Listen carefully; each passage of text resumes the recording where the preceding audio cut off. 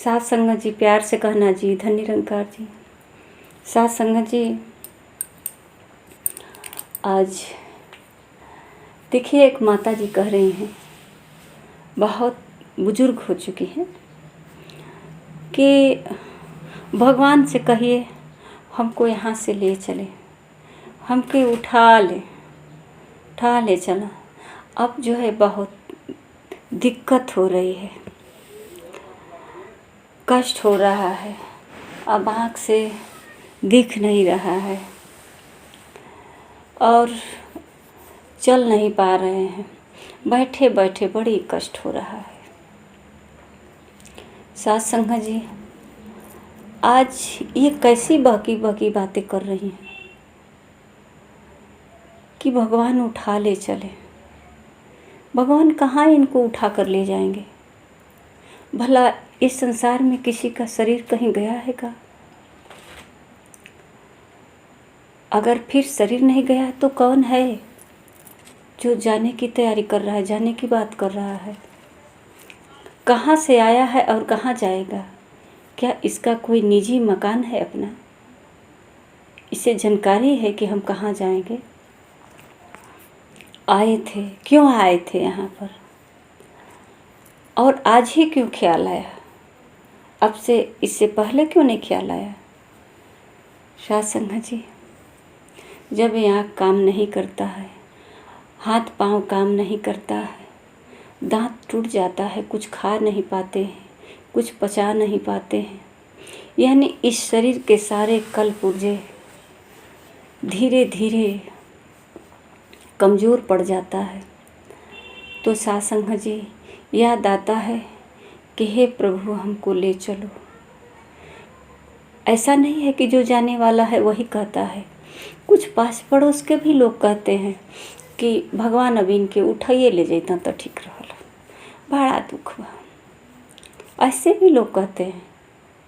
साथ संगत जी, बात समझ में नहीं आती है कि ये क्या कह रही हैं, कहाँ उठा ले जाएंगे इनको? इनको कैसे जानकारी हुआ है कि इनको कहीं जाना है, उठा ले जाएं? साथ संगत जी, आज इसी की पुष्टि कर रही हैं सतगुरु माता सुदीक्षा जी कि तू कहीं से आया है और कहीं जाना भी होगा, और बीच का जो तेरा जीवन है उसे क्या करना है, उसमें एक कर लो। साथ संगत जी, कौन सा घर है, किस घर में जाना है? कोई है क्या अपना निजी मकान जिसको हम बड़ा दाब से कहते हैं कि हे प्रभु ले चलो? क्या प्रभु के पास कोई किराए पर हमारा मकान है, या प्रभु जाएंगे तो दे देंगे? इसका मतलब प्रभु भेजे हैं, और पता भी है कि भेजे हैं तो एक दिन ज़रूर बुलाएंगे। तो क्यों न आज ही बुला लें, हमको कष्ट हो रहा है, आज ही ले चलें। ऐसा कौन सा स्थान है, किसी ने देखा है कहीं? इस शरीर तो पांचों तत्वों का यहीं पे जला दिया जाता है, सब यहीं पे ख़त्म हो जाता है, माटी में मिल जाता है। कहते हैं मिट्टी है, मिट्टी में मिल जाता है। ये पांचों तत्व का शरीर यहीं पे विकसित होता है, यहीं विलीन भी हो जाता है। जब माँ के गर्भ से बाहर आता है तो बहुत छोटा सा था, और धीरे धीरे यहीं विकास करता है, यहीं बड़ा हो जाता है, और धीरे धीरे यहीं पे सब विलीन भी हो जाता है।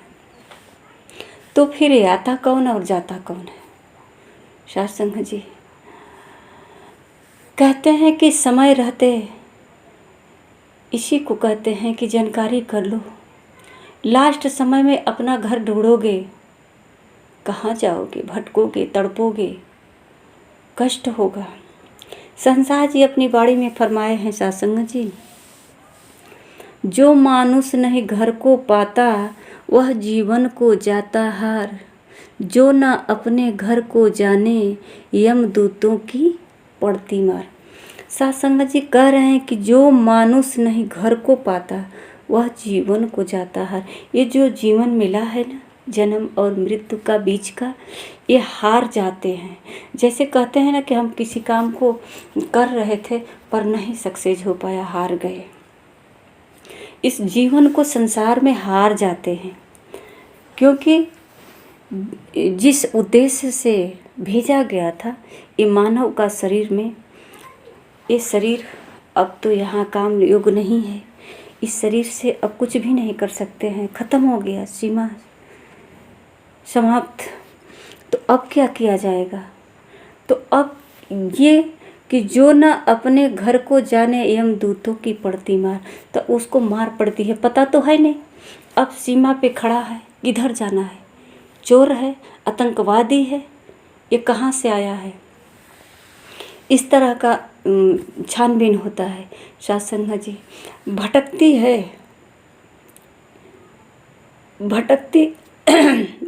हैं, कहते हैं यमदूतों की पड़ती मार। ये यमदूत कौन है? साधु जी, जो कष्ट हमें मिलता है, अब बीमार हो गए, शरीर जर्जर हो गया और कहते हैं हे भगवान ले चलो, इस शरीर को छोड़ करके निकलता नहीं है। जिसे कहते हैं ना कि प्राण निकल गया, प्राण निकलता नहीं है। तो साधु जी, ये कहाँ निकलता है, कब निकलता है और निकल कर जाएगा कहाँ? इसमें का जो है साधु जी, ये मन और इंद्रियां है, ये छोड़ करके, इसको छोड़ करके इस शरीर को और दूसरे शरीर को धारण करती है। ये आत्मा तो जीव का त्यों रहती है, इसे न कहीं निकलना है न कहीं जाना है। और साधु जी, ये जीव ही अपने आप को शरीर मान बैठा है, और जब पीड़ा शरीर में होता है तो कहता है कि मुझे बहुत पीड़ा हो रही है। शरीर को पीड़ा हो रहा है, शरीर को जब जलाया जाएगा तब तो एक बार भी नहीं कहेगा कि अब मुझे बहुत जलाया जा रहा है, तकलीफ हो रहा है, क्योंकि इस शरीर को छोड़ चुका होता है। अब इसमें वो नहीं है और न पीड़ा को महसूस कर सकता है। साधु जी, ठीक इसी प्रकार आज सतगुरु जो है कह रही हैं कि तू जीते जी इस शरीर को छोड़ दो, ये शरीर का कार्यभार जो है इसे छोड़ दो, ये जिम्मेदारी दे दो प्रभु पे। ये प्रभु का दिया हुआ उपहार है और प्रभु को ही सौंप दो, और ये जान लो कि तुझे करना क्या है इस संसार में, क्या करने के लिए आए हो। कहते हैं साधु जी, जो मानव न राम को जाने वह नर जीवन खो जाता है, जो नर अपने प्रभु को जाने प्रभु के जैसा हो जाता है। तो साधु जी, यही जानकारी की बात की जाती है कि तू जीते जी समय रहते ही, जब तक ये आँख काम कर रही है, जब तक हाथ पाँव काम कर रहा है, जब तक तू सही से बोल रहा है, दांत है, सब कुछ है, तब तक तो तू अपना काम कर लो, अपने घर की पहचान कर लो। नहीं तो फिर ये जीवन खो जाएगा, ख़त्म हो जाएगा, अंतिम सीमा पे हो तो आप कुछ नहीं कर पाओगे। और प्रभु की पहचान जब कर लोगे, कहते हैं साधु जी कि जो घर का पता हो जाता है, घर की जानकारी हो जाती है, तो साधु जी ढूंढने में तकलीफ़ नहीं होता है। सीधे हमको पता है, हम अपने घर में बेझिझक प्रवेश कर लेते हैं। इसी प्रकार साधु जी, जो नर अपने प्रभु को जाने प्रभु के जैसा हो जाता है, ये प्रभु का अंश है आत्मा। ये तुरंत आत्मा और परमात्मा, ये शरीर जैसे ही चलाया जाता है, ये दोनों मिल जाता है। और ये इंद्रियां और ये जो है मन, ये जो है किसी और शरीर का धारण कर लेता है। इसको ज्ञात तो नहीं रहता है अपने पूर्व कर्मों का। तो साधु जी ये फिर नए सिरे से जो है अपना जीवन शुरू करता है।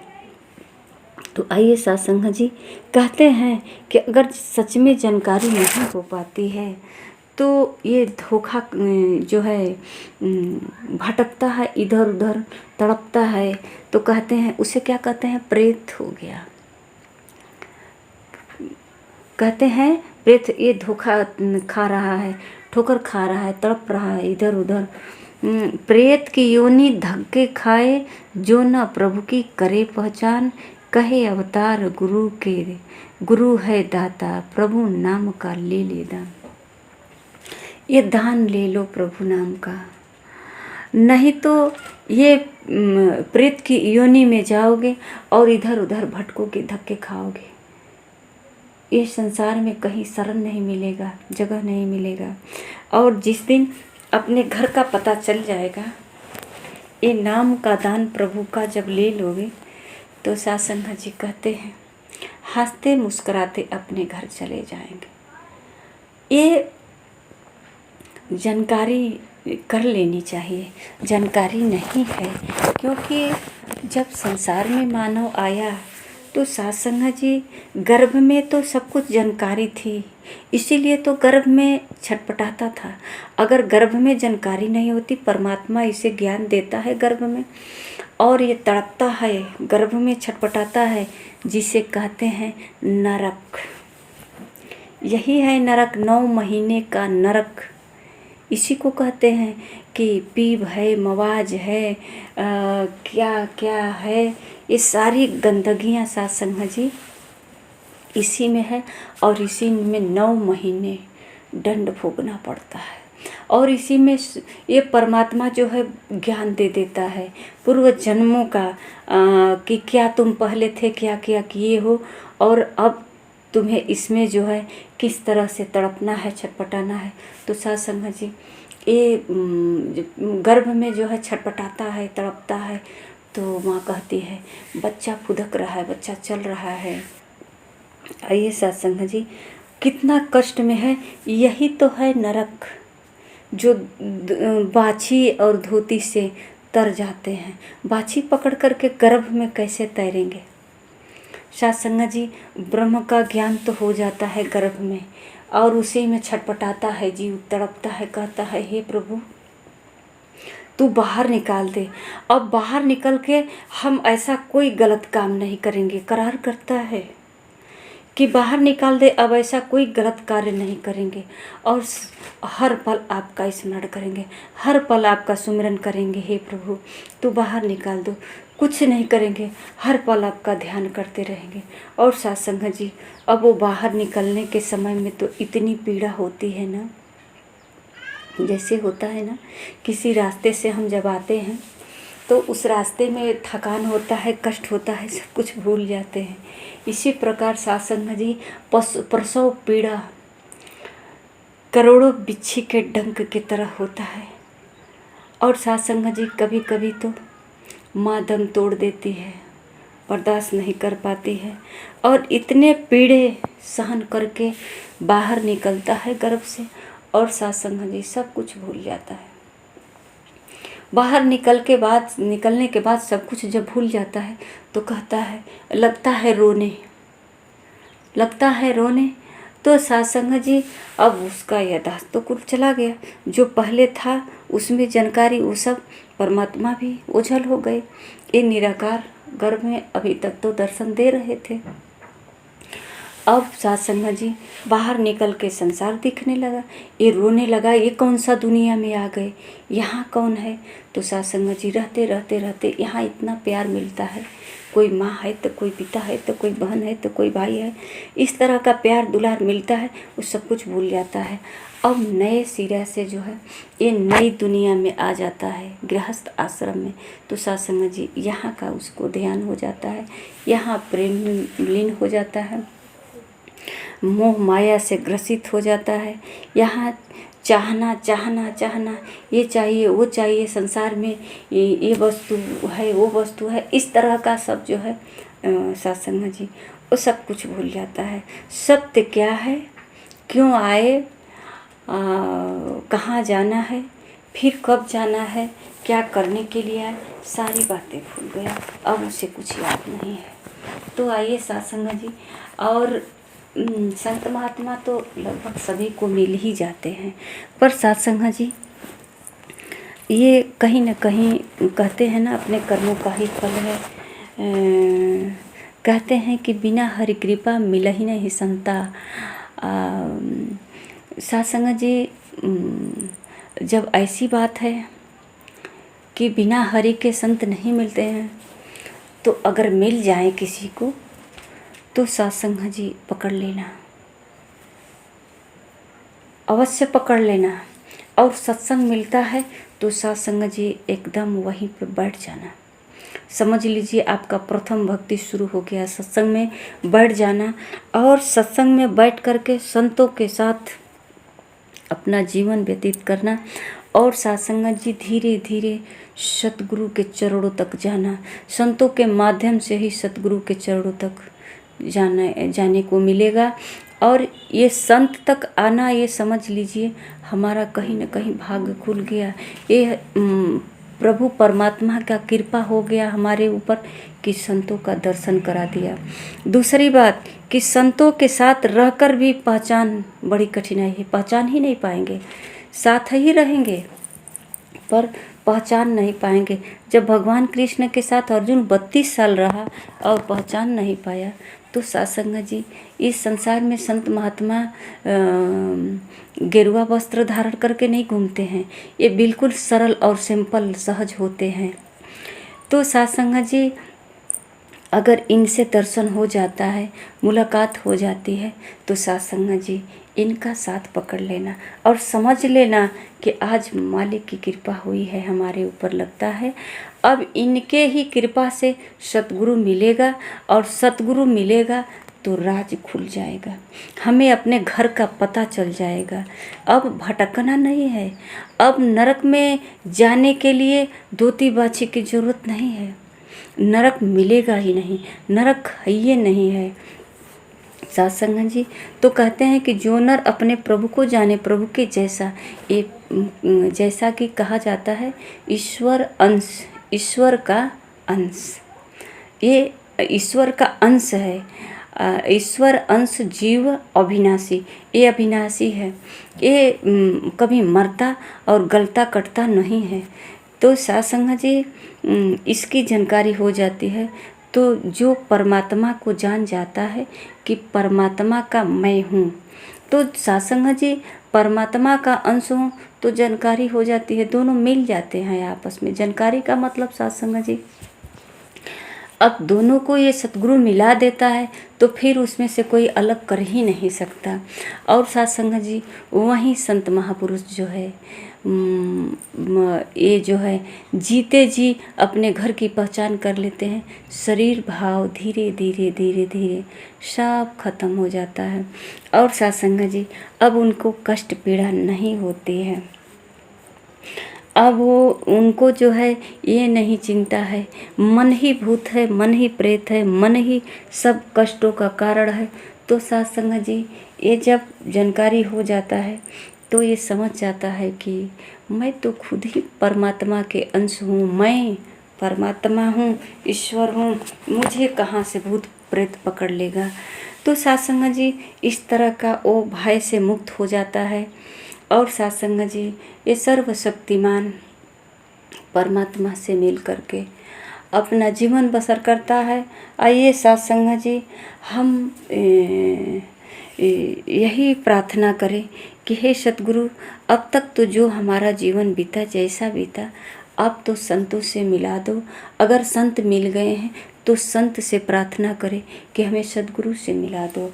अगर सतगुरु मिल गए हैं, जिसके जीवन में सतगुरु का आगमन हो गया है और ज्ञान प्राप्त हो गया है, तो सत्संग जी अब घर का पता चल गया है ना, घर का पता चल गया है, घर में घुसे नहीं हो और घर का मालिक से मिले नहीं हो, तो फिर सत्संग जी घर में घुसने के प्रयास करो, घर के मालिक से मिलने की प्रयास करो। और घर के मालिक से जब मिल जाएंगे, घर में जब अपना कदम रख देंगे, तो सत्संग जी फिर तो जो नर अपने प्रभु को जाने, प्रभु के जैसा हो जाता है। अब उसे कोई भेद भ्रांतियाँ नहीं रह जाता है, ना अब कोई वो जात होता है, ना वो शरीर होता है, ना किसी बिरादरी किसी गांव का होता है, ना छोटा होता है ना बड़ा होता है। वो तो परमात्मा का अंश है। ये शरीर है, ये शरीर जिसके हाथों लालन पालन हुआ, जिस घर में ये जन्मा, माँ के गर्भ से निकला, उसी घर का हो गया, उसी बिरादर का हो गया। तो सासंगा जी जब इस बात की जानकारी हो जाती है तो वो ये भी भेद खत्म हो जाता है। एक मानुष है, इस शरीर में संसार में आए हैं और जिस कार्य के लिए आए हैं उस कार्य को समय से पहले कर लेते हैं। समय कब खत्म होगा इस बात की जानकारी नहीं होती है सत्संग जी। तो आइए हम सत्संग जी प्रयास करें कि हमारे जीवन में संत महापुरुष आए, और अगर संत महापुरुष नहीं आए हैं तो अगर हम मंदिर जाते हैं या घर पे पूजा पाठ करते हैं, उपवास करते हैं, तो प्रभु से यही प्रार्थना करें जिस तरह से मीरा मूर्ति लेकर के प्रभु का घूम रही थी और सच्चे दिल से भक्ति कर रही थी, प्रार्थना कर रही थी, तो सत्संग जी कृष्ण भगवान का असली रूप का दर्शन हुआ, ये निराकार रूप का दर्शन हुआ। तो आइए सत्संग जी, जो भी आप भक्ति भजन करते हैं, प्रभु परमात्मा से प्रार्थना करें कि हे प्रभु क्या देंगे ये तो नहीं मुझे मालूम, पर आप संतों से मिला दो, आपका दर्शन करना चाहते हैं। आपका दर्शन हो जाएगा तो सिर्फ धन दौलत ही नहीं सत्संग जी, मेरा घर का पता तो चल जाएगा, मेरा घर कहाँ है। और सत्संग जी अगर ये बात ध्यान में नहीं आती है कि मेरा कहीं घर भी है, ये तो घर नहीं है, जहाँ है वो घर तो नहीं है, ये तो एक सराय है, इसे मुसाफिर खाना कहते हैं।